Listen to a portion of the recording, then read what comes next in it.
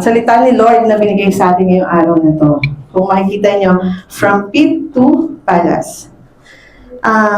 Sino dito yung mga kagaya ko na dumating sa time na nagtanong tayo sa Lord, Lord, bakit nangyayari sa akin to? Diba? Minsan sa natin, Lord, nang tagal-tagal ko nang nagpe-pray, bakit wala? Naririnig mo ba ako? Diba?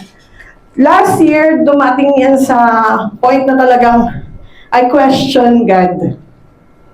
Nung dumating na sunod talaga yung nangyari sa buhay ko, then I kept asking Lord, Lord, bakit ganun? I've been faithful to you, nagsiserve ako sa'yo dito, pero bakit walang nangyayari? Asan yung mga pangako mo? Sabi mo, ganito, but parang iba yung nangyayari. Dumating sa point natin na twisted lahat, na ito yung gusto mo mangyari, pero ito yung nangyayari sa'yo. Kabaliktaran. And you keep asking Lord na, bakit Lord? Minsan, mananampalataya tayo. I am also believer na, pero dumating sa point talaga yung may buhay na talaga, Lord, bakit? I know some of us, nakangiti kayo ngayon dito sa harapan.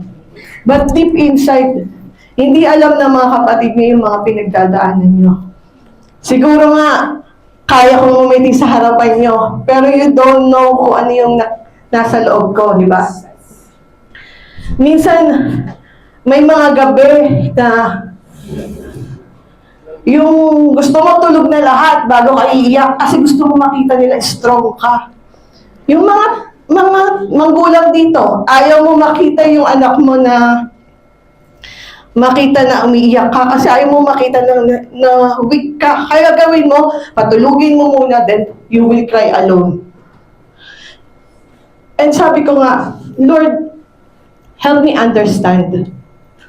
Help me understand why I'm going through this pain. And as I dig the Word of God, binigay sa akin ni Lord yung story of Joseph. And I know this is not an accident na nandito kayo. Yung mga may pinagdadaraanan dyan, this is not accident na nandito kayo because now maybe yung answer na gusto nyo, God is now giving you the answer sa mga questions nyo rin ngayon. Na-question ba natin na bakit hindi na lang blessing? Diba sabi, pag ikaw ay kailangan bless ka. But Lord, blessing na lang. Ba't kailangan hindi urgent yung blessing? Ba't kailangan dumanas pa tayo ng mga paghihirap? Diba? Yan yung gustong iparating sa atin ni Lord. Yung story about Joseph. Dito, kung malalaman natin, by the way, yung story ni Joseph, matatagpuan po natin yan sa Genesis 37, chapter 37 hanggang chapter 50 yan. Medyo mahaba-haba. Pero, in-specify dyan. Pero hindi ko na siya hihimay-himay. Gusto ko lang makita nyo na si Joseph dumaan sa different season of his life. Sabi nga, from pit to palace. Hindi kaagad palace, di ba? Kasi tayo minsan gusto natin ginhawa agad.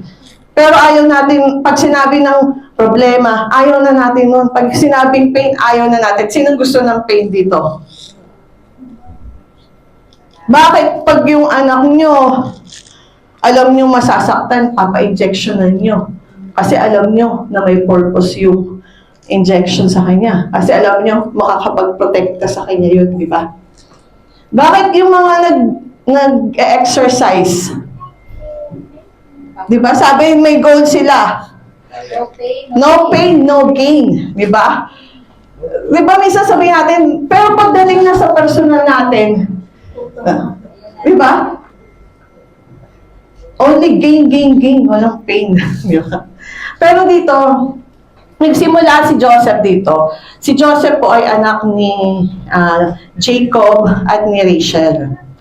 Kung mapapansin niyo po yan, sinabi po dyan sa unang verse kung na si Joseph ay favorite son ni Jacob. In fact, ginawan siya ng kakaibang coat sa mga kapatid niya.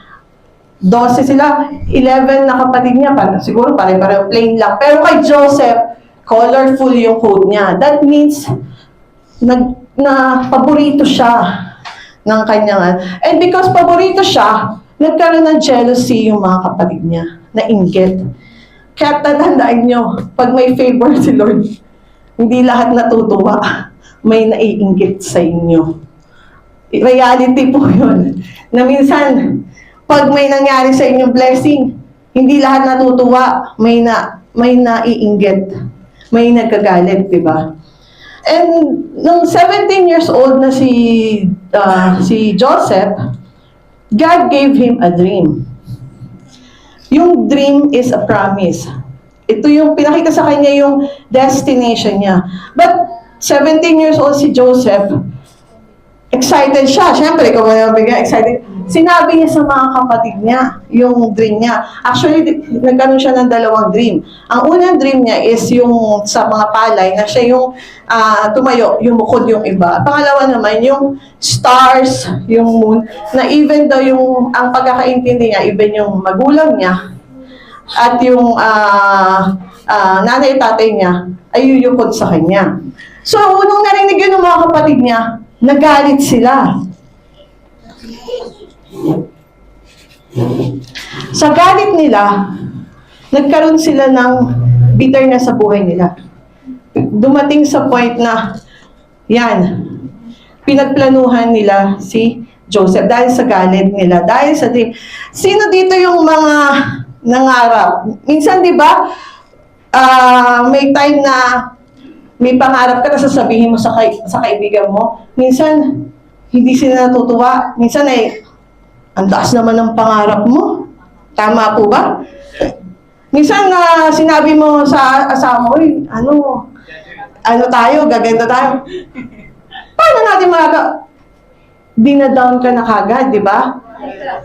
Kaya dumarating sa point na hindi lahat ng pangarap natin, minsan kailangan daw protection natin. Kasi si Satan, once na nakita pa lang niya, kagaya niyan, may revelation kay Joseph. Ganon din sa atin. Nakita pa lang ni Joseph, nakita pa lang ni Satan yung potential mo. Gagawa na siya ng way para hindi mo makamit yung dream mo. Kaya, sabi nga, di ba, sa John 10:10, laging binabanggit ng asawa ko, sa preaching, lagi natin alam, the thief comes to steal, kill, and unang-una pa lang, sa umpisa pa lang, tinatry na ni Satan kunin yung pangarap ni Joseph. Ganon din tayo sa mga kapatid. Minsan, nangangarap pa lang tayo, gusto natin magkaroon ng business. Pero pag sasabihin mo pa lang yung business mo, ang dami ng rejection na natatanggap natin. Sasabihin pa lang sa atin, hindi mo kaya yan. Ako, mahirap sa Philippines. Ako, ang dami mong competition, di ba? Hanggang sa ayaw mo na. Yung iba dito pa lang nag-give up na, di ba? But Joseph, hindi niya akalain yun. Na may mga tao na palang nagagalit sa kanya. Tandaan mo natin, Joseph did not sin. Hindi siya dinala sa ganyang sitwasyon dahil sa nagkasala siya. Dinala siya because there is a purpose. Hindi lahat ng bagay, hindi lahat ng nararanasan natin is because of na nagkasala. Okay, totoo yun na kapag nagkasala tayo, we have consequences. But minsan, God allow it to prepare you. Yan. Bakit inaalaw ni Lord yung pit sa buhay natin? Ano po ba? Si Joseph from favorite, may favor, suddenly inutusan ng tatay. Inutusan, walang kaalam-alam, inutusan. Punta ka doon sa mga kapatid mo. Yung pagpunta niya doon, yun na pala yung, kung iisipin natin, dead end sa kanya. Kasi tinapon siya sa pit eh. Ano po ba yung pit? Madilim.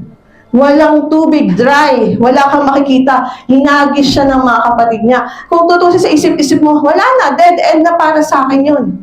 But, because there is a dream, di ba? Minsan tayo, di ba? Hanggat may pangarap tayo, hanggat may goal tayo sa buhay, we're not stopping. Hanggat ma-reach natin yung goal natin. Yun yung nagbibigay sa atin ng hope, di ba? So, nung tinapon si Joseph sa pit, ano kayang pakiramdam nun? At bakit inalaw ni Lord yun? Bakit inalaw ni Lord na si Joseph ay itapon sa madilim na? Minsan, si Lord, tinetest niya tayo. Ano po ba yung mga pit natin sa buhay? Ito yung mga season ng buhay natin na biglang nag-twist. Biglang dumilim. Hindi mo makita. Parang wala nang, from business mo, biglang bumagsak yung business mo. Yung relationship niyo mag-asawa, biglang nasira. Ito yung mga season na yung ang taas ng pangarap mo sa anak mo, biglang nawala. Ang lakas-lakas mo, biglang nakarinig ka na isang tawag, sinabi ng doktor, may sakit ka. Diba, ito yung mga season sa buhay natin na ayaw natin maramdaman.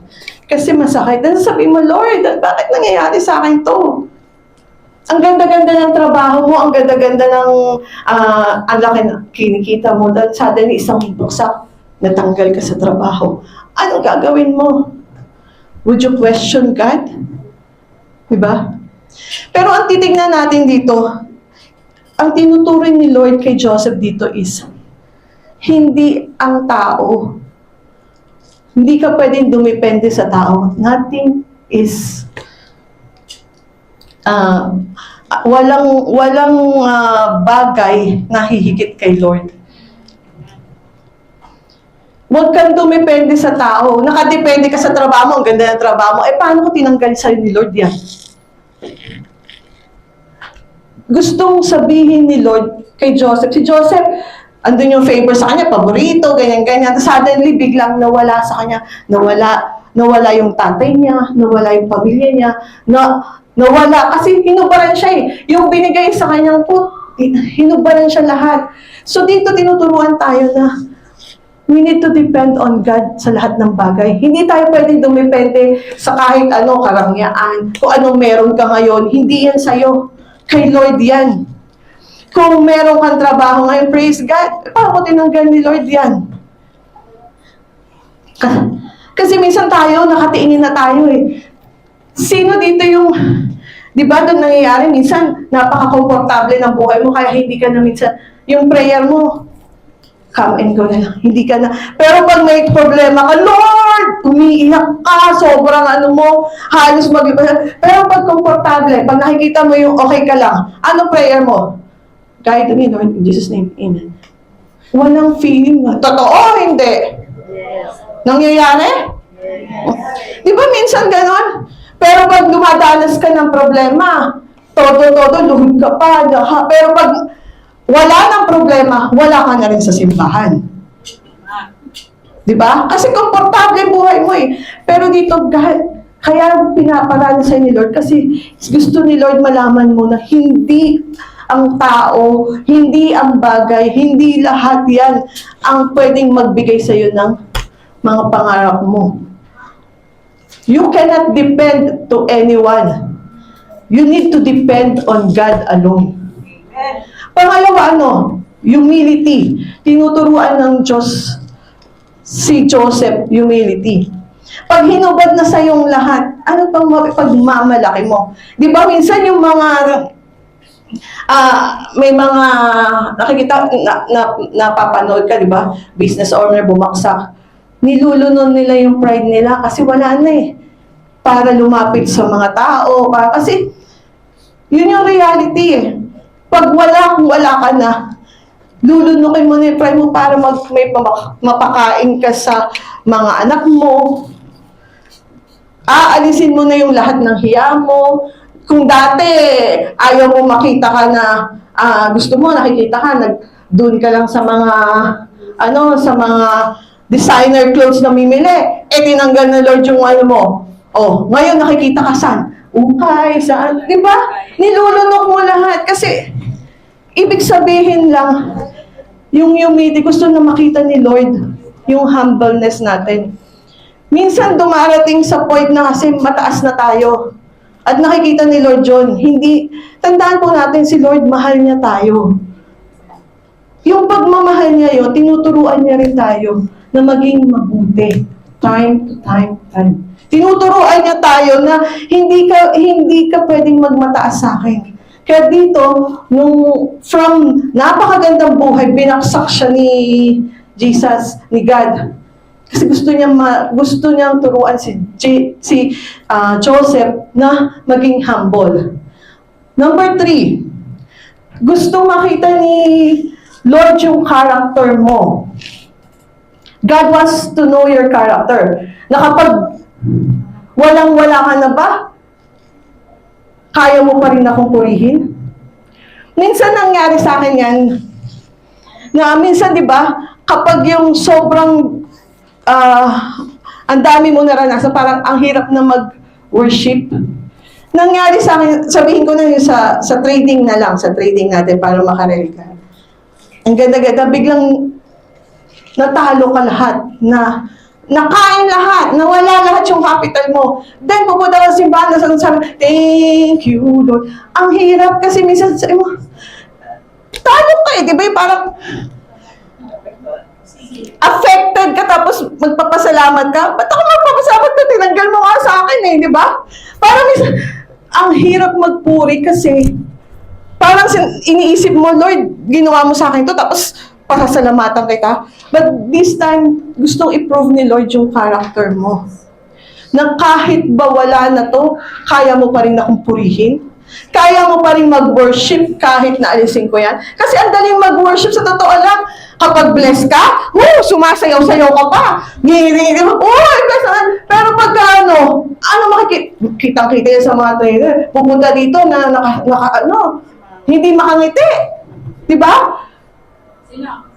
Diba? Minsan hindi ka pa nangyari po kasi, ibig sabihin dito, God is testing your character. Na kapag dumating ka ba sa time na yan, will you still worship me? Ako pa rin ba ang love mo? Hindi yung mga bagay na yan? Ako pa rin ba? And yun po yung sinabi na pag dumating tayo sa mga pit ng buhay natin, tandaan natin, pit is not the end of our life. Hindi po ito yung end. Ito pa lang yung start, yung preparation ni Lord. Kasi si Lord, ang gusto niya, mapabuti ka. Si Lord gusto niya mapaganda yung buhay mo. Hindi binibigay lang yung instant. Walang instant kasi lahat ng instant hindi maganda. Diba? Si Lord gusto niya, kasi si Lord ang binigay niya din kay Joseph is to be a leader. Gusto niya bago ka maging leader, hubarin mo muna, tinis niya yung, tanggalin mo yung pride mo, tanggalin mo yung dependency mo sa ibang tao. Kaya tayo minsan, tatandaan natin, minsan masakit. Totoo, masakit. Literal, masakit. Hindi ka talaga makakaano sakit. Pero, tandaan natin, yung mga test na yan, yung mga pain na yan, because that is preparation. Preparation ni Lord. Na para pag dumating yung blessing sa'yo, ready ka na. Another thing, next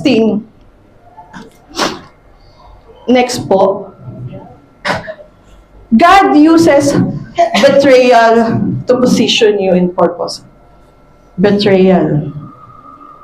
Bakit inaalaw ni Lord yung betrayal? Sino dito yung na-betray na? Sabi nga, di ba, hindi masakit kapag galing sa kaaway mo kasi ano na yan eh, expected mo yan eh, kaaway mo yan eh. Kapag sinaktan ka ng kaaway mo, okay lang, kaaway mo yan eh, di ba? Pero masakit kapag yung taong close na close sa'yo, yung taong mahal na mahal mo, yung taong pinagkakatiwalaan mo, yun yung nang betray sa'yo. Di ba? Ang sakit. Ranas ko yan. Di ba? Pwede kang saktan na ibang tao, but dito pinakita sa story ni Joseph, kapatid niya, mismong kapatid niya. Yung dapat na magproprotekta sa kanya, yun yung mga taong gumawa sa kanya ng masama. Diba? Sa atin, sa isip-isip natin, ang sakit nun. Sa best friend mo, sinabi mo lahat yung mga sikreto mo, lahat. Kasi best friend mo siya. Pag-gising mo sa umaga, nakapost lahat doon. Nakalagay doon lahat yung mga buhay mo. Diba? Ang sakit. Yung asawa mo, mahal na mahal mo. Na lahat ng buhay mo. Suddenly, nagulat ka. Meron pa ng iba, di ba? Sakit, di ba? Pero dito, di ba minsan, tiyatawa na natin ngayon, pero masakit talaga, di ba? Yung business partner mo, na pinagkatiwalaan mo, then suddenly malalaman mo may ginawang hindi maganda sa'yo, kaya nasira yung, di ba? Ang daming mas nasisira kasi sa betrayal na yan. Pero but why God allow that one? We have two choice kasi. We have two choice, to become bitter or to become better. Ang kaaway, sasabihin niya, huwag na. Huwag mo nang pagkatiwalaan uli. Sasaktan ka lang uli niyan. Di ba? O kaya sasabihin niya, oh, huwag mo nang, wala nang mangyayari. Sinira na ng tao na yan. Kaya ang mangyayari, galit na galit ka. Magagalit ka. Yun ang gusto ng kaaway eh. Magalit ka. Maghiganti ka. Yun ang gustong gawin ng kaaway sa'yo. Pero ano sinabi ni Lord? Lord, sabi ni Lord, hindi yan ang purpose ko sa'yo. Hindi betrayal ang magdalagay sa'yo, magbibigay sa'yo ng blessing mo. Hindi dyan hihinto ang buhay mo. Kasi, alam nyo yung sa betrayal na yan, ano tinuturo ng Lord? Forgiveness.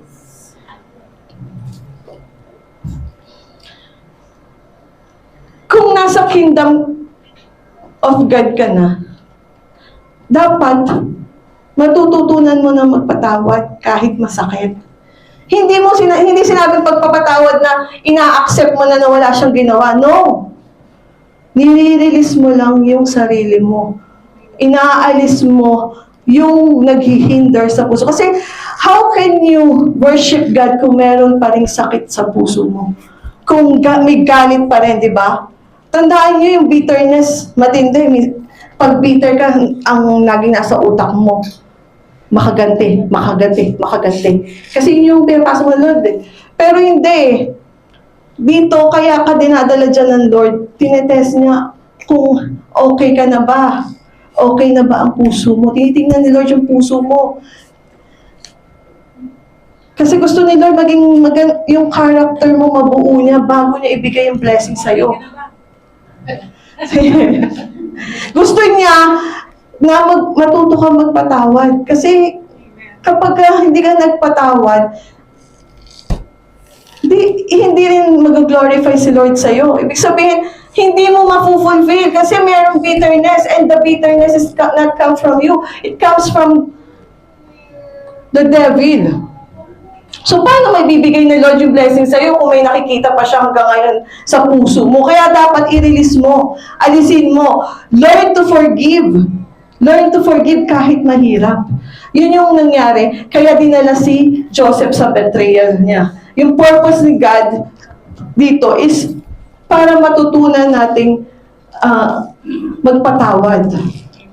Next thing.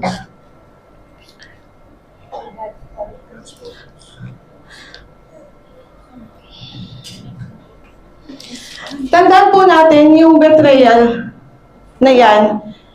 Di ba nasa pit po si Joseph. Naririnig niya, mga kapatid niya. Nag-uusap-usap. Pag pinatay natin si yung kapatid natin, ano mahihita natin? Tandaan niyo yun, no? Ang sama. Tapos ang ginawa niya, binetray na lang, binenta siya. Pero tandaan mo yung betrayal. Hindi pala yan yung positioning lang pala yan. Kasi kung walang betrayal, hindi siya mapupunta sa Egypt. Kung walang pit, walang pagbebenta, hindi mapupunta sa Egypt si Joseph. Kaya minsan yung betrayal na nangyari sa buhay natin, positioning lang pala yun. Pinoposition ka lang ni Lord kung saan ka dapat mapunta. Tandaan po natin, di ba? Makita natin minsan, dahil na-betray tayo, nalilihis tayo, umaalis tayo doon. Kaya na yung mga nawawala sa atin, yung mga umaalis, yung mga nawala sa buhay natin, ibig sabihin hanggang doon lang sila. Hindi mo sila kailangan para marating mo yung, if you remember yung last na preaching ko, yung destination mo, hindi, may mga bagay na inaalis kasi hindi mo kakailanganin yung mga bagay na yun para makarating ka sa gusto parating. This is also same with Joseph. Yung betrayal, it's way na ma-position si Joseph para sa binibigay ni Lord na promise kay Joseph. So, ganun din tayo minsan. Huwag natin i-take lagi na negative. Huwag natin lagi sabihin na, Lord, bakit mo ginawa to? Lord. Instead of that, Lord, i-direct mo ko. Lord, ito ba, hindi ko alam kung saan ako tutungo. Kayo na pong bahala yan. Yung next season is, nagkaroon siya ng, next po, God used slavery to develop servanthood. Nung binenta po si Joseph, naging alipin po siya ni Potiphar doon po sa Egypt. Dito po, kahit na masakit, ginawa ni Joseph, naging inayos, naging excellent pa rin siya sa kanyang, kahit na slave siya, ginawa niya yung part niya bilang servant. Kaya nakitaan siya ng na kahit na servant lang siya, ginawa pa rin niya. Ganon din po tayo minsan. Minsan, naiisip natin, porket ganito lang ako. Di ba? Minsan kasi tayo, complain tayo na complain. Kala natin walang nakakakita. Hindi ka man napapansin ng mga tao sa harap mo, hindi ka napapansin. Yung mga cleaner dyan, di ba? Yung dito sa simbahan, linis na linis. Minsan sa isip, ang demonyo sabihin, linis ka na linis, wala naman nakakapas, wala naman nagte-thank you sa'yo. Hindi ka naman nakikita. Hugas ka na hugas. Sila nga, hindi nagugas. Di ba? Binubuyo ng kaaway na mag-complain ka na lang o kaya maging tamad ka na lang. Hindi naman sila tumutulong, di ba? Sa trabaho, ganun din. Di ba? Minsan, ginagawa mo yung best mo, hindi nakikita. Kaya ang ginagawa mo, yung mga barini nga, pag ganyan-ganyan lang. Ako rin kaya, di na rin ako magkatrabaho ng maayos. Di ba? Kasi kita ang barini, pagdating pa lang, magkakape, tapos samantala, ikaw, trabaho ka na trabaho. Pero sila, ang lalaki ng sahod, ikaw. But dito sinasabi ni Lord, hindi ka nila nakikita, pero nakikita kita. Nakikita ko yung paghihirap mo. And makikita niyo dyan, ang sabi dyan, may verse na, God is with Joseph. Kahit na nasa time ka ng ganyan sa bahay na yan, ang sayo, nakasama mo pa rin si Joseph. Kasama mo pa rin si Lord. Kaya, sabi, dito tinuturuan na kahit na ganyan, gawin mo yung best mo. Kasi may you are not working sa kanila, you are working always kay Lord.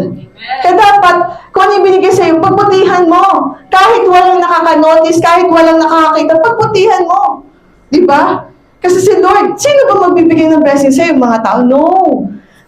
Si Lord ang magbibigay niyan, hindi mga tao. Kaya dapat, kanino ka magpalakas? Kay Lord. Gawin mo yun dapat. Yun yung nakita kay Joseph dyan ni Lord. Na-develop yung pagiging servanthood nga. Bago ka maging leader, kailangan maging servant ka muna. Hindi pwedeng be instant, pastor ka na lang. Kaya ang nangyayari, pride ang nangyayari. Kasi hindi ka dumaan sa servanthood Hindi na-test yung hindi ka na-train. Kaya minsan yung mapapansin niyo yung mga, yung mga bigla na lang, yung mga leader na ang tataas ng di ba? Okay, Yung talent mo, pwedeng maglagay yun sa taas sa'yo. Pero hindi yung talent mo ang magpapatagal sa'yo sa posisyon mo. Hindi yun, kundi yung pagiging leader, yung character mo, yung good character mo ang magpapatagal sa'yo sa posisyon mo. Kaya minsan darating din sa point na akala mo pagod ka na, hindi nakikita yung mga pagpapagal mo. No, nakikita ni Lord lahat yan. And isang way yan to train you para pag dumating yung time na ready ka na. Ready ka na. Next.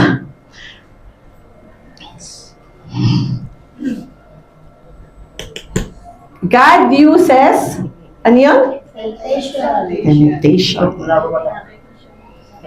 Ang kaaway, una, ginamit niya yung pain sa'yo. Pinahirapan ka. Sinaktan ka. Pero tandaan po natin, hindi tumitigil ang kaaway. Naghirap ka, natagumpayan mo. Pero minsan nga, ang mga Kristiyano ganito napagtagumpayan nila yung paghihirap, pagdating sa temptation, bumabagsak. Bakit? Ang ganda-ganda na ng simula mo. Pagdating ng temptation, bagsak. Diba? God uses temptation to test our integrity. Minsan, ang kaaway talaga, bubuyuhan ka. Itetempt ka. Kasi kung hindi ka niya makuha sa pain, syempre sa pleasure na lang. Sa trabaho, hindi ka ma-promote. Kailangan mo ng extra, hindi ka ma-promote. Ano yung temptation? Kumaha ka na lang ng ganito. Diba? And minsan, dun tayo natitest sa marriage natin.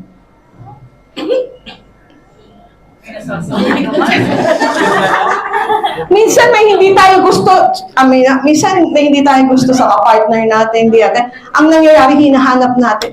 Hindi mo matagpuan sa kanya, hinahanap natin sa iba. Temporary pleasure is not a blessing. Minsan akala natin blessing, may pinadala sa atin. Diba? Minsan, sa trabaho na lang, diba? Kailangan mo ng pera, dumating sa point na talagang wala kang mahiraman. Anong gagawin mo? Natetempt ang kaaway. Gamitin mo na lang yung gumawa ka na lang ng ganito. Diba? Tinetempt tayo, but that is testing. Kaya dapat daw, sabi nga, diba, be sober. Kasi ang kaaway natin, hahanap ng way para kagating ka. Sayang naman, di ba? Tandaan natin kapag nag-compromise tayo, a little compromise, kahit paunti-unti lang yung compromise na yan, naaya ka sa, yung mga hidden na inaaya ka sa inuman. Isang araw lang naman Maya-maya, yung little na yan, lumalaki yan hanggang sa hindi mo na ma-control. Ano-ano yan mga temptation sa buhay natin? Di ba?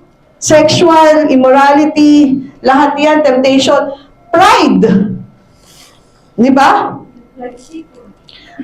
Temptation din yan. Yung mga temptation na binibigay sa atin, dapat na-overcome natin yan. Lord, yung flesh mahina ang flesh. Yes, mahina yung flesh. But the spirit that is within you, yun yung malakas. Tanda natin sabi ni Lord, di ba? There is no temptation. I have overcome yun, di ba? Lahat yan na pagtagumpayan ko. Kaya dapat, kung kaya yun, kaya mo rin yun. Di ba? Sabi, walang temptation na hindi mo kakayanin. Hindi nagbibigay ang Lord ng pagsubok na hindi mo kayang kayanin, di ba? So, yung temptation na yan, it's a way na para malihis ka. Kasi kapag kumagat ka dyan, anong nangyayari? Di ba? May nasira na, di ba? Damage has been done. Minsan, ang tagal mong pinag-ingatan. Sa kumpanya na lang ang tagal mong pinag-ingatan to, tapos may isang pagkakamali ka lang. Ano nakita ng tao? Yung pagpapagalo ba? Hindi. Yung mistake mo ang nakita niya. At doon ka tinira. Sasabihin mo, sana hindi ko na lang ginawa to. Di ba? Sa marriage nyo, ang tagal na, ang masaya kayo, ganyan. May isang temptation na dumating. Ano nangyari? Anong nasira? May nasira, di ba? Nasira yung trust ng asawa mo, nasira yung love ng mga anak mo, di ba? Dahil because of the temptation, sa panandalian, na akala mo yun ang solusyon kasi maganda, masaya, gaya. Pero hindi pala. Yung pala, imbis na solution ang nangyari, suffering ang nangyayari. Kaya tandaan natin lahat ng temptation, kaya nyo yan lagpasan. Kasi hindi ka bibigyan ng Lord kung hindi mo kayang lagpasan yan. Sabi dito ni Joseph, ano sinabi niya? Kasi dumating sa point dyan na dahil nga magaling siya, katiwala na siya ni Potiphar, di ba? Ang nangyari, matipuno siya, maganda. Tines siya ngayon. Sabi ngayon na, sleep with me, sabi ng asawa. Anong sagot niya? Di ba? Ang inisip niya, hindi kita tinutuwa, asawa. Di ba? Anong makikita, 'di ba? Sabi ang puso ni Joseph doon, sabi niya, yung wickedness na to, sabi niya ganon. If I will sin. Anong pagkakasabi niya diyan sa verse na 'yan?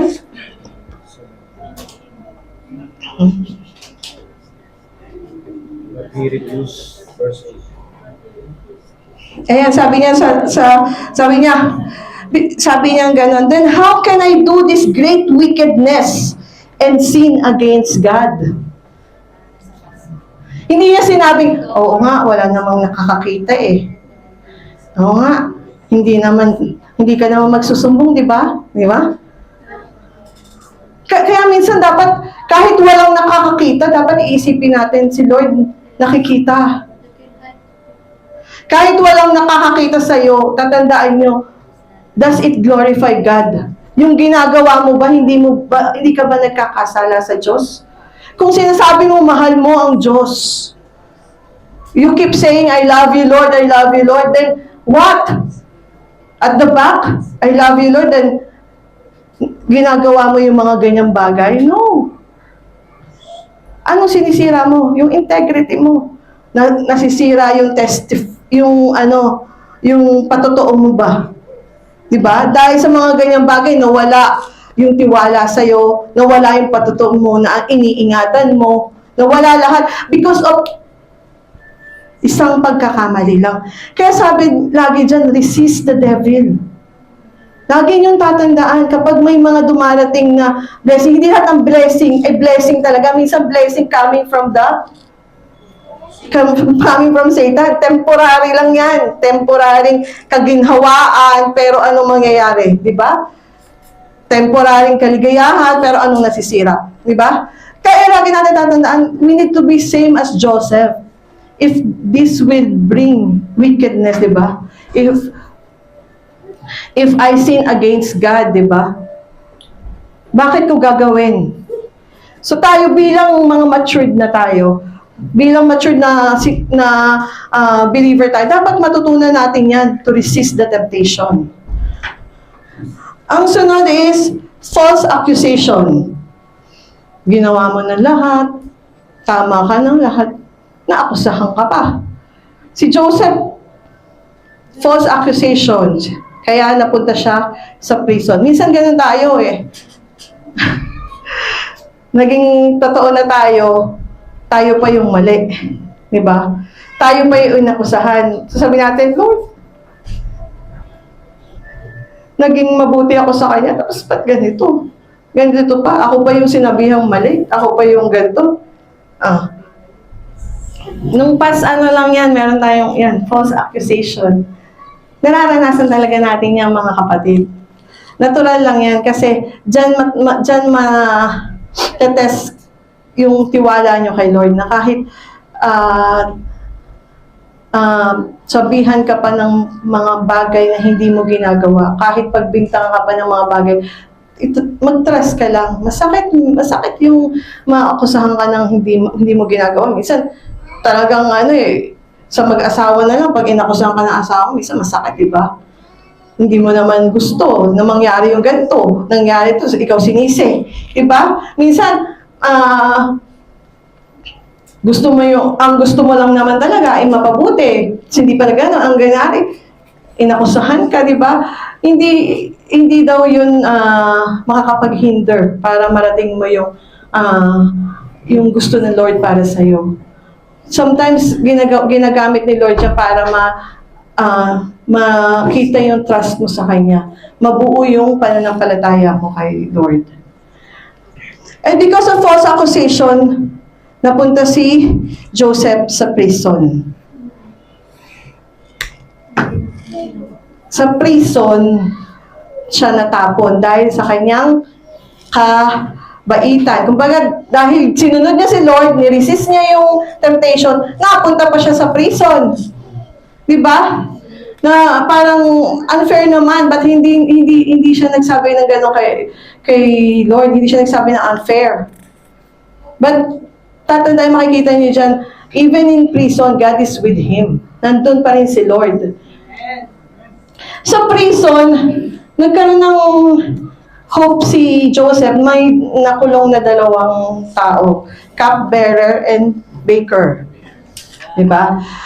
Then, yung nagkaroon ng dream, tapos na-interpret niya, tapos sinabi niya dun sa cupbearer na kapag nangyari yun, alalahanin mo ako, sabihin mo, alalahanin mo, after 3 days. So, minsan dumarating sa atin yung false hope ba? Ang taas-taas na ng hope mo, tapos biglang nawala. Kasi after din, nakalagay dyan, nakalimutan siya ng cupbearer.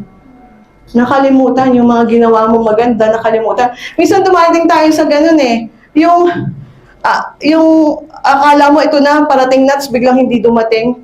Di ba minsan ang sakit yung waiting time? Ang tagal. Ako yung patience ko talaga, minsan nga lang, sabi ni Bes, parating na ako, 1 oras. Saan ka na? Ba't nandiyan na? Dito na. Di ba? Yung patience natin, yun yung minsan na mahirap yung waiting time kasi hindi mo alam kung kailan. Di ba? May nangako sa'yo. Pero hindi mo alam kung kailan maya. Pinangakuan ka, next week, ibibigay ko to. Dumating na next week, yung may utang sa'yo, wala pa rin. Di ba ang hirap? Di ba? What more yung kapag yung inaasahan mo na yun na yung makakapag-ahon sa'yo, biglang hindi dumating. Yung waiting period, Lord, naririnig mo ba ako? Sa atin na lang yung mga pangarap natin. I saw yung post ni Ate Anya. Yung dream niya daw, yung house niya, di ba? Di ba? Pero yung completion nun, Lord, kailan? Ang tagal, hindi ko alam kung kailan mangyayari. But there is hope, di ba? Basta alam mo, magkakaroon ka ng alam mo, kasi pinangako ni Lord yun, magkakaroon ka ng bahay. Pero yung waiting period, doon tayo minsan tinetest, doon tayo na-delay. Sa sobrang tagal, nakakagawa tayo. Minsan, hindi natin alam, sa sobrang tagal ng paghihintay natin, gumagawa na lang tayo, nagko-compromise na tayo. Sa mga gusto mag-asawa, pray ng pray. Sa sobrang tagal, kasi gusto ko, believer kaya, sa sobrang tagal, hindi nakapag-antay. Kumuha ng unbeliever, ano nangyari? Instead na, konti na lang anak, bukas darating na Sinagot mo pa ngayon yan, di ba? Sayang yung pag-aantay mo. Di ba? Ang tagal mo inantay, tapos nasira lang dahil hindi ka nakapag-antay. Minsan ganun tayo minsan, ang tagal. Lord, hindi ko alam, but dito, tinuturuan tayo how to trust God. Yung faithfulness natin kay Lord, na kahit gaano katagal, Lord, I trust you. Mararating ko yun. Kahit gaano katagal yung pag-aantay, darating at darating yung pinangako mo sa akin. And yun po yung gustong iparating ni Lord, na tayong lahat, darating yung time na nasa waiting period tayo. Baka ngayon, yung isa sa atin dito, pray na, Lord, yung anak ko, gusto ko nang makilala ka. Ang tagal-tagal, Lord, gusto ko yung anak ko mabago na. Ang tagal-tagal mo nang pinapray. Don't stop. Trust God. Kasi tatandaan po natin yung pag ba yung nagtanim yung isang farmer, tinanim niya. Di ba minsan ang tagal ng period. Hindi natin alam kung tutubo ba to. Pero nakikita natin, nagkakaroon na pala ng roots sa ilalim. Hindi natin alam yon. Di ba? Yung ating baby, sa mga nasa mga babae dyan, nung nabuntis ka, di ba, nasa tiyan mo, gaano katagal para makita mo? But still, darating yung time, makikita mo yung baby mo, di ba? 9 months preparation bago siya lumas. Kaya sabi nga, di ba? Sabi na may perfect time sa lahat ng bagay. All things are beautiful in His perfect time, di ba? Lahat ng bagay may perfect. Hindi pwedeng mauna, hindi pwedeng tatandaan nyo, yung delay, hindi ibig sabihin inayawan na yan ni Lord. Yung delay is purpose yan ni Lord to protect you, di ba? Bakit ayaw ni Lord na bigyan ka agad ng blessing? Sige nga, bakit kailangan dumating pa tayo sa mga ganitong period bago natin? Kasi dumaan si Joseph sa pit, dumaan siya sa betrayal, dumaan siya sa prison, sa slavery, dumaan siya sa paghihintay. After 2 years, after 2 years ang inantay niya, saka lang siya naalala at nilagay siya sa palace after 2 years. Bakit? Di ba pag tayo binigyan ng blessing, halimbawa, yung anak ko, binigyan ko ng kotse. Di ba? Blessing nga yun, di ba? Hindi blessing ang may problema. Ang problema, hindi pa ready yung anak ko doon sa kotse. Anong mangyayari kung nag-drive siya ng ganyang edad lang niya? Di ba? Mapapahamak. Tama ba? Sa Bible na lang ang prodigal son, hiningi niya sa tatay niya ang kanyang kayamanan. Ang dami bigay sa kanya kayamanan. Kung siya ay ready sana na pagyamanan. Pero anong nangyari? Because he is not prepared. Kaya lahat ng kayamanan niya nawala sa kanya. Diba? Kapag binigay sa iyo yung blessing ni Lord na hindi ka pa ready, pwede mo itong ikapahamak. Pwedeng yung blessing ay maging curse sa buhay mo. Diba? Then sisisihin mo si Lord. Kaya si Lord, tandaan nyo, hindi siya up to sa blessing. Hindi yung big blessing ang binibigay ni Lord. Nire-ready ka niya. Nire-ready ka niya para sa big blessing na ibibigay niya sa'yo. Kaya kung sabi ko nun, laging sinasabi ni Beth sa akin, tandaan nyo, pag malaking problema, malaking blessing din yung dating yun. Sabi ko nun, hindi ko naman nakikita yung blessing. Ba't puro problema. Asan yung blessing? Then, the Lord talked to me nga. Kasi anak, hindi ka pa ready. Kaya tayo, we're praying for blessing. We're praying for blessing. Gusto niyo ba yung blessing na ibigay sa inyo?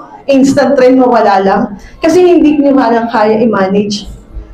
Sabi nga ni Lord, if you cannot be trusted in small things, paano kita bibigyan ng malaki? Sabi ka nga ng, Lord, gusto kong maging financial stable. Hindi mo pa nga, yung pera mo pa nga lang, hindi mo pa nga ma-manage eh. Paano pag binigyan na kita malaking pera? Diba? Totoo yun, sa totoo lang. Maliit pa yung sahod mo noon. Tapos sabi mo, Lord, lakihan mo naman yung sahod ko. Pwede nang malaki yung sahod mo, hindi ka pa rin kontento. Kasi hindi mo kaya i-manage. Kahit maliit o malaki, kung hindi ka ready, hindi ka pagpapalain dyan. Hindi magiging blessing sa iyo yan.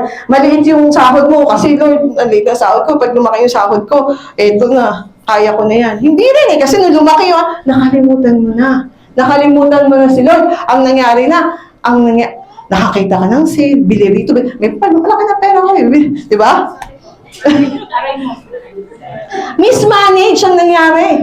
Kaya hindi rin naging blessing sa'yo. Kaya sabi nila, bakit pa kita bibigyan ng malaki, hindi mo naman kaya i-manage? Ito pa yung maliit, hindi mo kaya i-manage, di ba? Kaya minsan, nagsasaka tayo, bakit ayaw ni Lord bakit hindi tayo binibigyan ng blessing? Kasi hindi pa tapos si Lord sa atin. Check our hearts. Si Lord up to sa character natin, hindi sa blessing. Kasi yung blessing, ano na lang yan bonus na lang ni Lord yan. Kasi pag nahulma ka na ni Lord sa gusto niya mangyari, blessing will overflow. Tandaan po natin, yung blessing na naranasan natin, magiging pagpapala lang yan kung ang naghahawak ng blessing is ready na. Si Joseph, paano natin nasabing ready na siya? Nung nasa palace na siya, may kapangyarihan na siya, di ba? Kung hindi natanggal yung hatred sa puso niya, nung dumating yung mga kapatid niya, di ba? Makakapag-lead ba siya doon? Or matutupad ba yung sinabi ni Lord na magiging blessing siya sa lahat kung may sama ng loob siya? Kasi hindi. Ang gagawin niya, pahihirapan niya yung mga kapatid niya, di ba? Yun ang mapapasok sa utak niya. Yun ang papasok sa utak niya, maganda. Maganda na buhay ko ngayon, lagot ka sa akin. Diba? Yung mga tao na aapak sa'yo doon, kasi andun yung pride. But that is not the Lord, God wants us to become.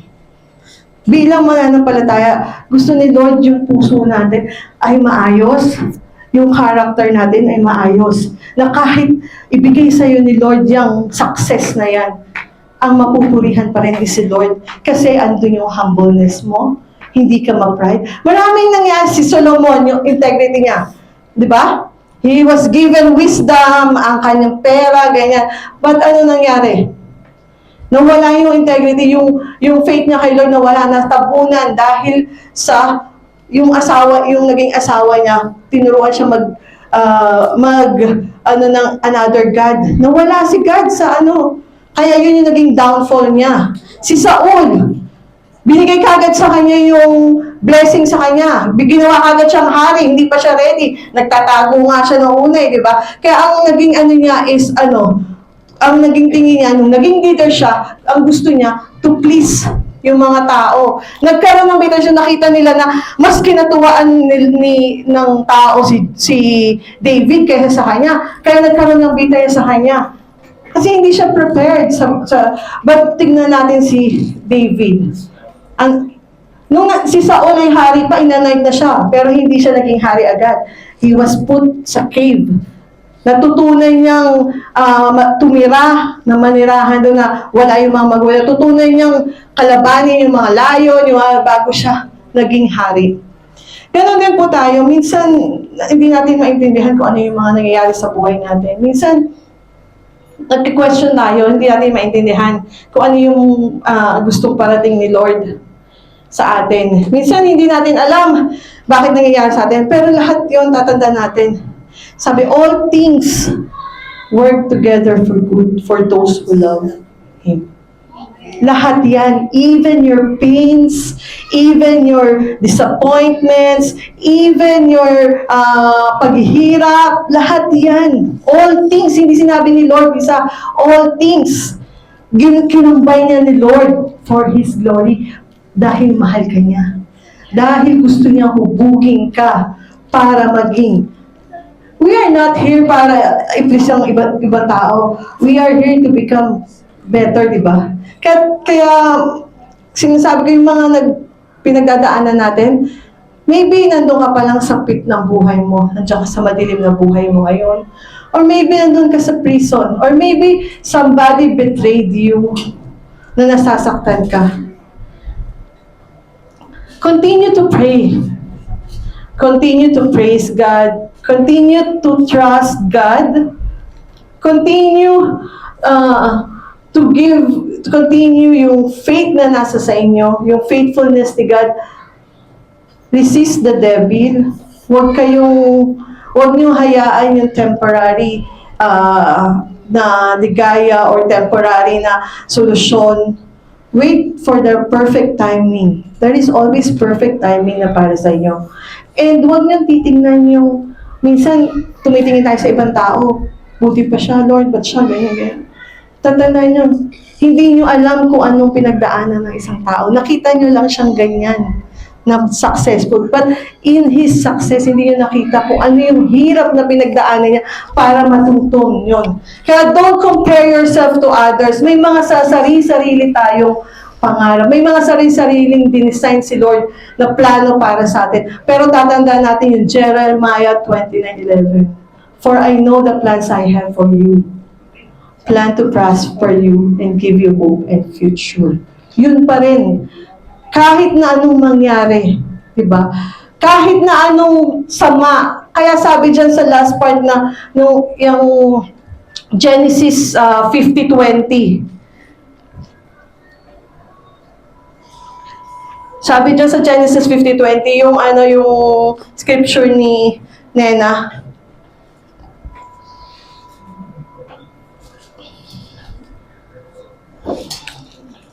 Dito na ako magtatapos.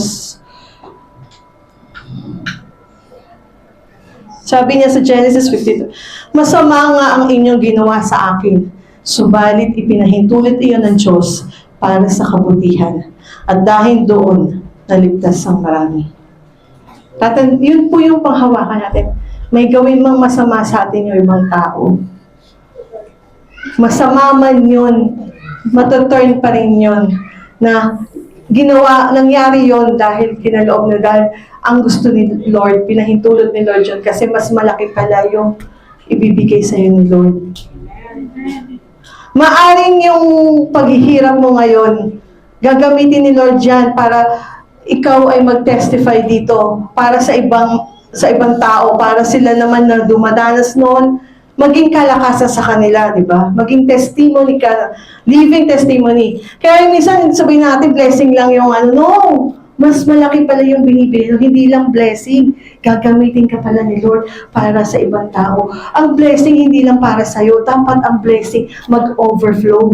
Hindi hihinto sa'yo. Dapat yung hinihingi mong blessing hindi para sa'yo. Lord, bakit mamibigay sa akin yung blessing na to? Because you have a purpose. This purpose is to bless others. Mag-overflow yung blessing, maging channel ka ng blessing para sa ibang tao. Through your money, maging successful ka, maging blessing ka sa church, maging blessing ka sa mga kapatid mo.